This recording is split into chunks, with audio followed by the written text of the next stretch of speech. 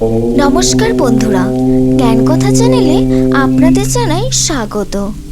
আজ আমি আপনাদের জানাবো শ্রাবণ মাসে কি কি রঙের কাপড় পরা উচিত এবং কি কি রঙের কাপড় পরা অনুচিত। শ্রাবণ মাসে ভুলেও এই রঙের কাপড়গুলো পরবেন না, না হলে অনর্থ হবে। শ্রাবণ মাসে কিছু রঙের কাপড় অশুভ মানা যায়।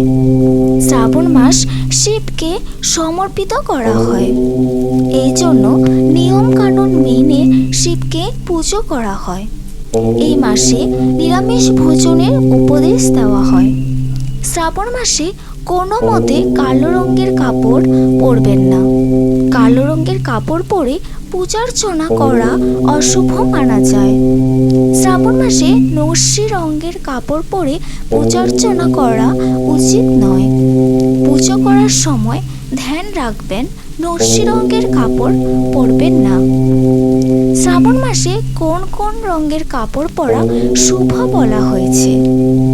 শ্রাবণ মাসে সবুজ রঙের কাপড় পরে শিবের আরাধনা করলে অনেক শুভ লাভদায়ক হয়। এছাড়াও লাল রঙের কাপড় পরলে শুভ মানা হয়েছে। এছাড়াও হলুদ রঙের কাপড় পরলেও শুভ মানা হয়।